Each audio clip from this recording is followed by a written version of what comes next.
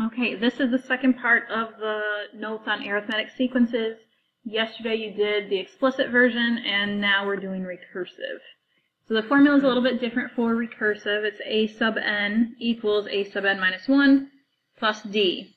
You know that d is the common difference. Okay, the tricky part is this right here. That whole thing just means previous term or previous answer. Every year students do the same thing. They plug in the previous answer right here for the n. And so let's say the previous answer was 25. They would put 25 right there, so they would wind up with a sub 24. And that's not what we're looking for. And I'll show you in the examples down here what it actually means. Okay, let's look at number 1. Okay, so for these, on your homework it'll say in the directions like find the next 4 terms or whatever. So when you take a test on this, if it says find a sub 5, you would use explicit. If it says find the next 2 terms, or find the next 4 terms, or whatever it might be, you need to use recursive. Okay, so for this one, it says find the next 3 terms. So in my little formula from up here, instead of a sub n, the next term would be a sub 2. That's because the first one was 1, now the next one will be 2. It says find the next 3 terms, so really I'm going to be doing a sub 2, a sub 3, and a sub 4. Okay, and according to this, a sub n minus 1 is the previous term is 20. So I put 20 right here. And then plus d, so plus 6. Now, if you want to actually do it, actually I'll show you it over here in the margin. So, a sub n minus 1. So, a sub 2 equals a sub n, which is 2, because this is this guy right here, minus 1 plus 6. 2 minus 1 is 1, so a sub 2 equals a sub 1 plus 6. I already know that a sub 1 is 20, so a sub 2 plus 20 plus 6. Oops, that should be equals. Okay, so that's how, like I kind of skip these 2 steps here and just put in the previous answer or the previous term. Okay, so that's how I got that. Students last year were really confused how I just plugged in that number. Like I said, they were plugging in the 20 here. And so they'd wind up with a sub 19 here. So don't do that. Just know that you plug in the previous answer. So 20 plus 6 is 26. Now I take that 26 and bring it down here. So 26 plus 6.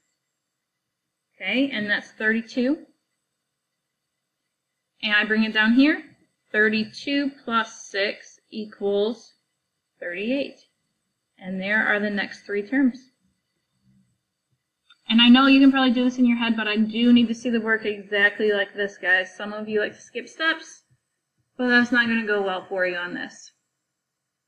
Okay, this one, find the next 3 terms. So it would be a sub 16, a sub 17, and a sub 18. Okay. So I take the previous answer, so 126. Plus the common difference, which is negative 13, so I'm just going to do minus 13. And 126 minus 13 is 113. I take that 113, bring it down, subtract 13, I get 100. And then one more time, 100 minus 13 is 87. And there are my 3 terms. Okay, on the next 2, you're going to have to find the next 4 terms. So I would love for you to pause this. If I need to, here's my little pause sign. I can put that up there to remind you that you should be pausing it. Okay. The next 4 terms would be a sub 57, 58, 59, and 60.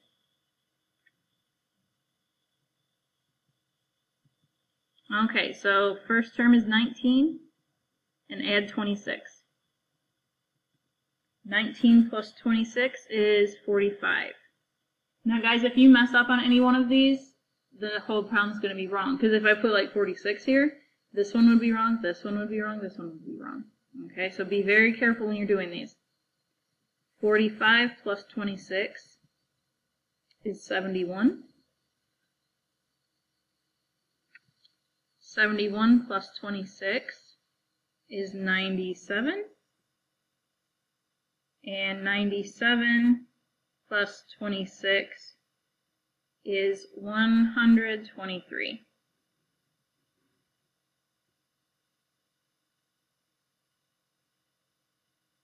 Okay, one more. Let me put up that pause sign again so you might actually do this one on your own. Pause.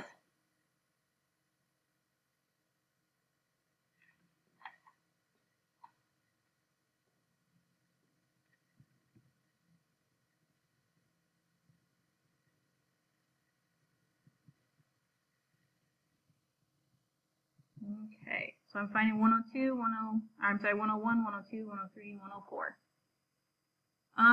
So this would be 300 minus 62, and that is 238.